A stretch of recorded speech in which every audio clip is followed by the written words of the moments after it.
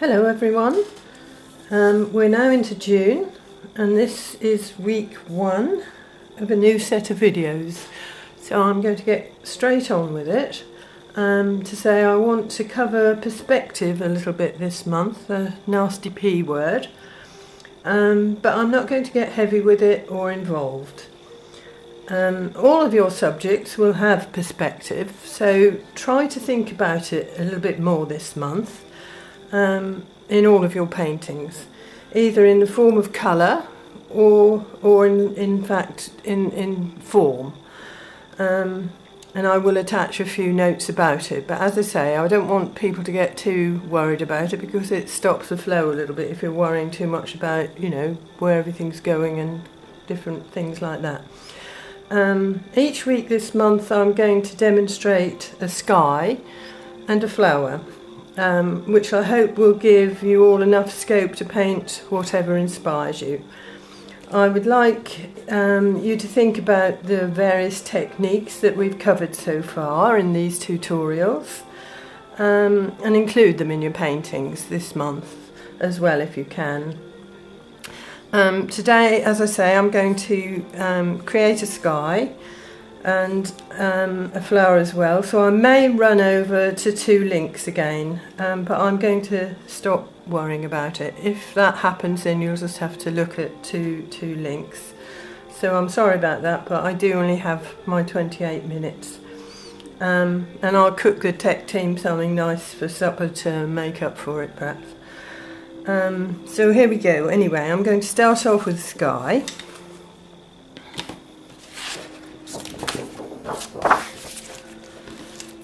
So if you're actually going to stick with landscapes and buildings and things like that, you'll obviously need to create skies all the time.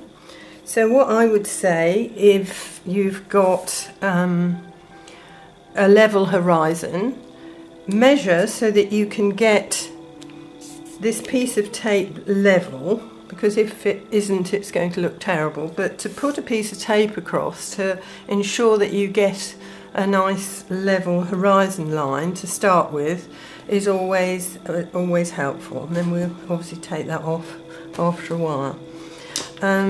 So I've got some nice bright blue here. In fact, what is it? It's winter blue red shade with some ultramarine in it, because I want it to be nice and bright so that you can see it quite well. And any flat brush will really do.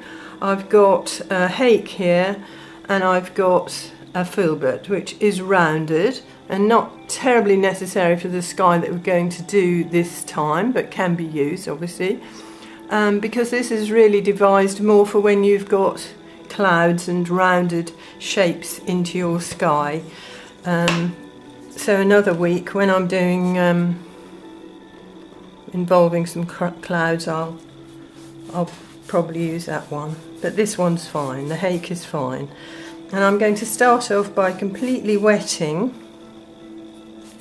my sky area. And I've got a very, very watery paint, but it's still quite a strong mix, because it will dry up at least 3 times lighter than when I apply it, because it's going to be diluted by this lovely watery surface, and also by the fact that I've put quite a lot of water in it. But you do need it to be quite a nice watery mix, because you want it to move, and if obviously it's too thick and heavy, then it isn't going to. So I'm going to this week just demonstrate a graded sky, which sounds easy, looks very simple when you look up into the sky, because it's a plain sky without any cloud at all. But it's graded because the area at the top of your page is the area above your head. So we're bringing some perspective into the painting already. So lovely and heavy at the top and bright, and then just gradually bring it down. And if you could get all the way down to your tape without having to reload your brush, that would be great, because then already you've got a graded sky. if it's all a bit too dry, you're going to get a stripy sky. But then if you tip, and I'm going to have to touch that because there was quite a lot up there, but while it's still wet, you can actually keep on touching it if you feel you need to anywhere for any reason.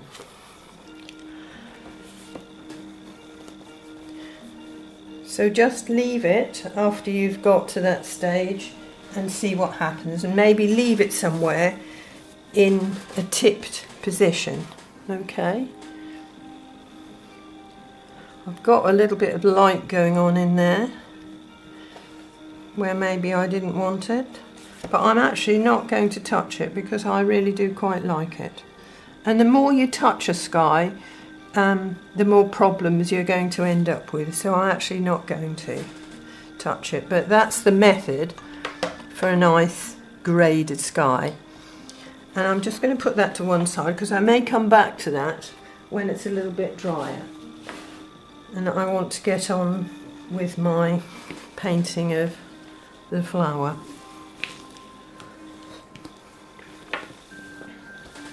So don't forget, everything is going to have perspective in it.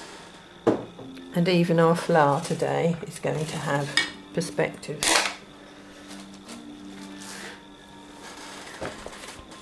Okay, so I'm going to paint this lovely summer rose. This isn't the one I'm going to paint because the one I want to paint I can't move because I've drawn it and I don't want to disturb it. But I'll leave that there so you can see more or less what I'm going for and the colours, etc. There's my bud, and obviously you can see the leaves. Right, so the colours I have out for painting this, and you obviously, whatever flower you paint, you'll have to think about your own colours. I've got my size 7 brush out, and I've got some rose madder because it's a sort of peachy pink, but at the same time it does actually, and the one I'm painting has got a more pink in it as well. So I've got out the rose madder, I've got quinacridone magenta, there's yellow in it, so I've got 2 yellows out, Naples yellow and new gamboge, and if I wanted to make that colour a little bit more peachy, I would put a little bit of the Naples yellow in with it. And I've got alizarin crimson because I see that in the stalk. And then I've got aureolin and Windsor blue red shade for my greens, which I may add a little bit of red to, as it's its complementary colour to make it darker here and there where I need to, and bringing that colour down into the foliage. And I've got quinacridone violet and burnt sienna for the centre. I've made a start because I don't know how far I'm going to get. Don't want to make it go on for too long. So I've drawn it. I don't know if you can actually see my drawing, to be honest, because I have softened it. Yeah, there it is, just about. You can just about see it. I softened it with some blue tack because I don't want a lot of graphite showing in my painting. So when you've drawn it, and if you've used a B pencil, which will be stronger, just take some of that away. But I've also put masking fluid on some of the stamens in the centre. I want to keep light, and I'm going to work wet on wet and start at the top, and I can work down because that's where I won't put my arm across what I've painted. So I'm going to work quite wet, and I've got my colours here. I don't know if you can see them, some of them. Starting off with the madder. So I squeeze it out, but I don't make pools like I do when I'm painting a sky. So I just take a little bit of what I want. and it's deeper at the edge of my petal, so I'm actually just dropping this colour in and letting it run down and trying to work in the way that I see the markings actually on my petal. I'm trying to think about the dark and light side, and I'm also trying to think about perspective. It's got a little bit of yellow going on in here, so I'm actually just popping that in. There's a little bit of light this side because that's where the light's coming in from the window. That's quite wet, as was my sky, so I've got time to pop a little bit more in while it's still wet and to get a little bit more depth this side.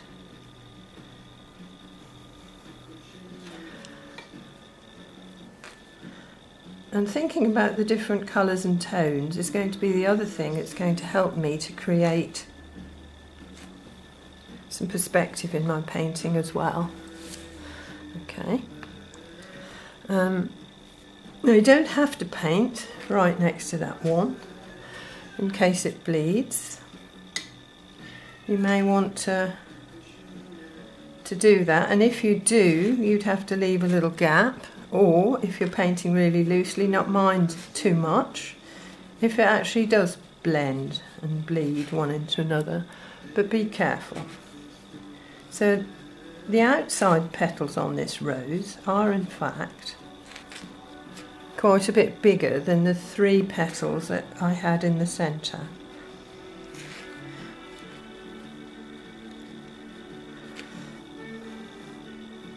So it's looking a little bit pinker here. So this petal has got a little bit more pink in it. So I'm actually putting a little bit of my quinacridone into that one. And letting the paint float around in the water a little bit here and there. It's got a little bit dry.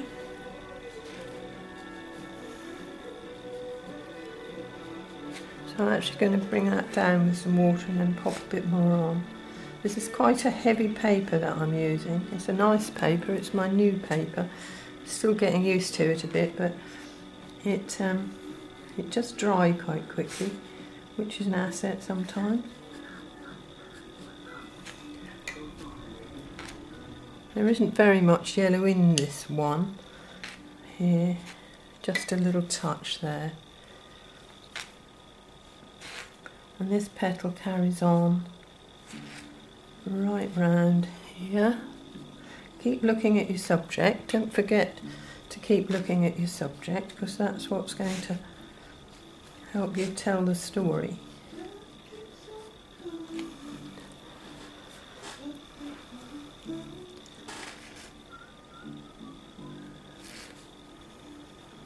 It's quite strong at the edge of that one.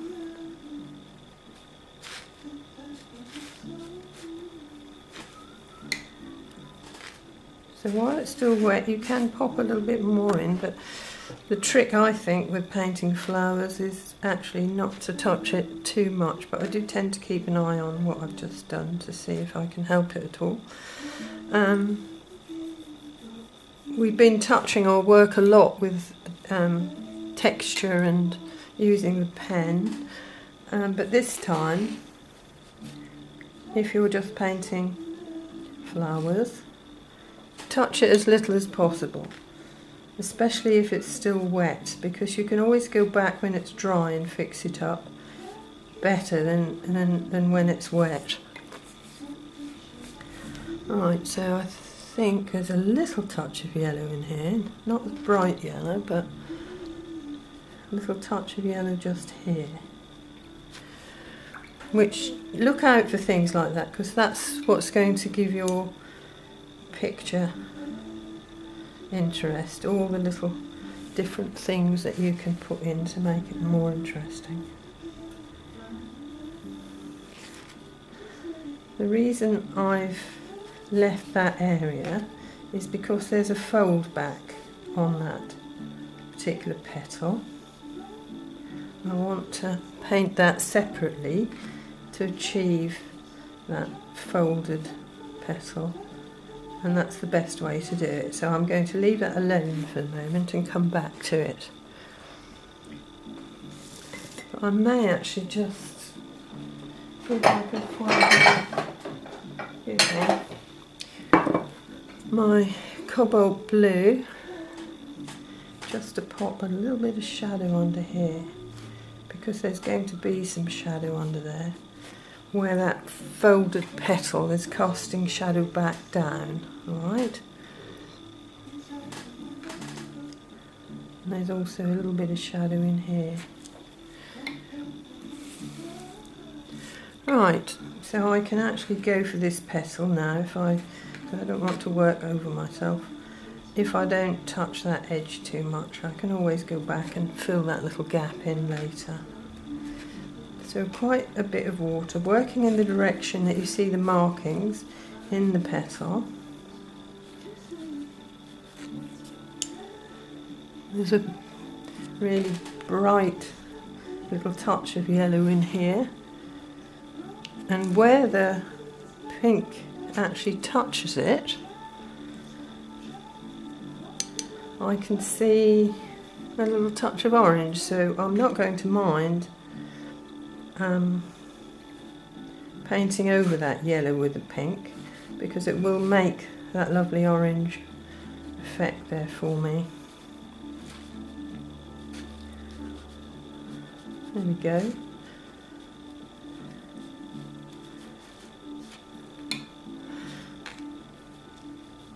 It's a little bit more blue in this area here, so I've just mixed a little bit of blue in with my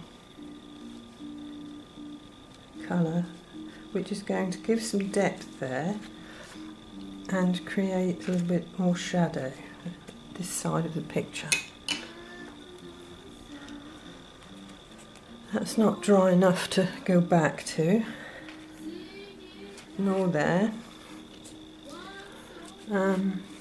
This petal here is on the top.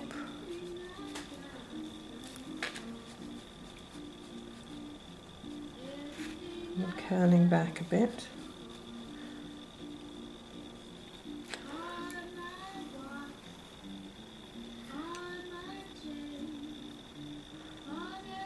So I'm going to put a little bit of the quinacridone in with that to make that a little bit deeper. It's quite a strong petal, and because it's in front, that's going to help with the perspective, with it being lighter at the back. Sometimes it's lighter, sometimes it's darker. Tricky thing, perspective.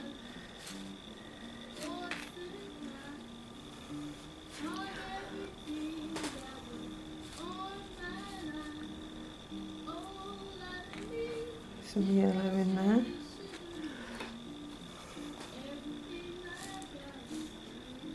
So that's quite a nice petal. That's got some darks and lights and some form. I'm going to go back and paint that folded petal now. So people worry about these little folded leaves and petals, but there's no need to. If you just look at it as a separate section, it's just another shape to paint. And I'm just popping some water back on to push the depth back at the top and at the bottom here, so that there's a lovely little light area underneath. And I'm going to go back and put a little bit more depth under there when that's dry. I'm not going to touch it at the moment. So hopefully I could do the same thing here with this little fold.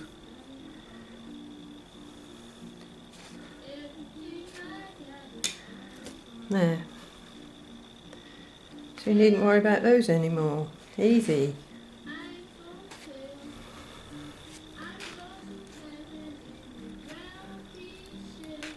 I'm try not to touch it too much at the moment. I would do all of these little touching up things probably at the end if necessary, or just leave it depending on how much I like it.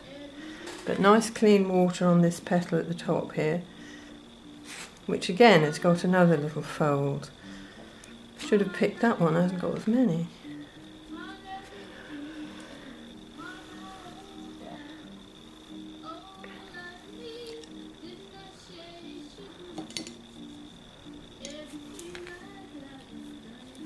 This is deeper again in colour.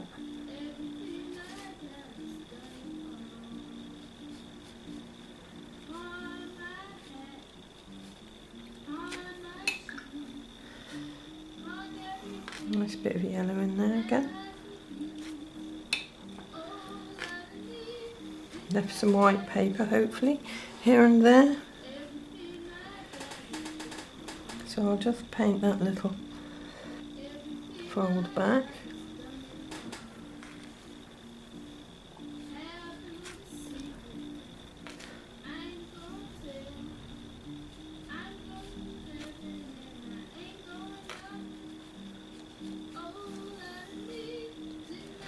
Right, okay, so one more under here. I'm going to put a bit of blue into that one as well to create a little bit of shadow.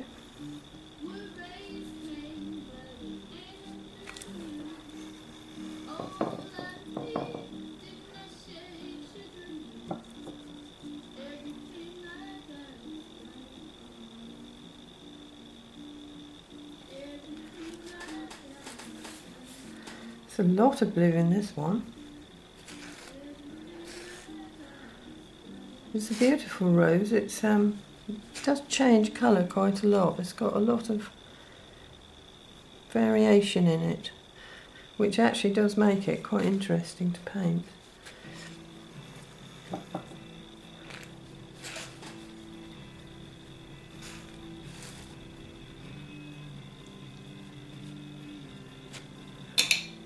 Very dark under there. A little bit of yellow.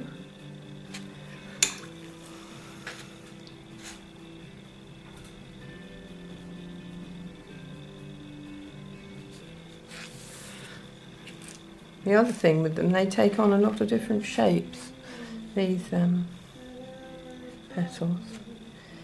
So that's dry, so I'm actually just going back, putting a bit more depth into that little crevice there.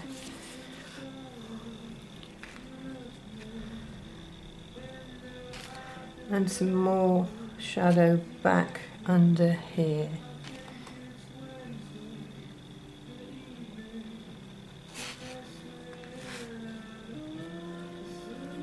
It's too wet to touch.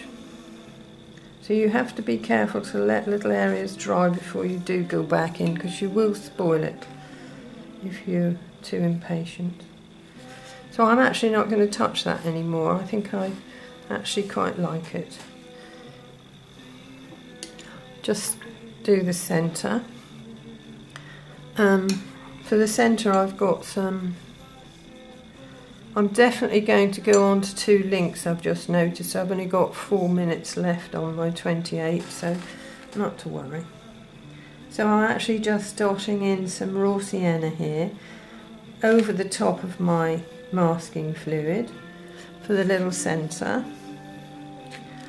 And there's some alizarin as well. There's a dark area too. More one side than there is the other. And that will look a lot better, obviously, when I take off the masking, because I'll have some nice little light areas in there too. Right, so often with this, with a damp, not terribly wet brush, I might just touch this to make it blend and loosen up a little bit, and we'll see what happens when I take off my masking. I'll just paint a leaf and a stalk for you. I've got my normal green that I just talked about, mixing the two colours, but there is quite a bit of red in this nice stalk here. So I'm actually just painting the green one side, and with a slightly wetter brush I'm getting some alizarin on my brush. It's always very dark where it comes away from underneath the rose, the flower, so that it's got something to stand on. So one side is quite dark, but popping a little bit of my purple in that I had in the bud and in the centre there will make that just slightly darker, just down the edge of that stalk. And what colour is the thorn? If you can manage to get a little bit of shadow on that, light on that thorn, that always helps. There. I'll put another thorn here. No, because that'll get in my way. I'll put another thorn here. A little touch of light shining on the top of it. Right, okay. I'll see if that dries before I have to leave you. In which case I can rub that masking off. Or I could try the hairdryer, but generally speaking, hang on, I'm just finding some leaves. Generally speaking, masking fluid doesn't like heat, so be careful about that. You could put the cold hairdryer on. These leaves have lots and lots of different greens, which is good, so look out for that. There's the smaller leaves have quite a lot of light green, whereas the older they get, the darker they get, and they get red into them as well. So look out for all the different greens and try to vary your greens, because often you have a lot of leaves to contend with, and if they're all the same it gets really, really monotonous to paint and to look at. Right, I'm going to have to put my vector glasses on. Can't see the drawing of my leaf now. But when you actually paint and draw a leaf, try to remember to put the central vein in first when you draw it. Let me draw one over here. Time's up, but it'll just carry on, don't worry. I'm going to keep going. I'm just looking for a pencil. So when you draw a leaf, pop the central vein in first, because then it gives you the position that it's sitting in very easily, and then you've only got one side to deal with and then the other, rather than having to make that one shape all in one go. I don't worry too much about veins. I think they overtake and get a bit too they take the eye away too much, so I don't. I just indicate veins very lightly and loosely, as you can see in the ones that I've painted here. So I'm going to paint in a similar way to the way I just did that little drawing. All right. I'm going to work wet on wet and paint one side, leaving some little white gaps as well with the water and with the paint.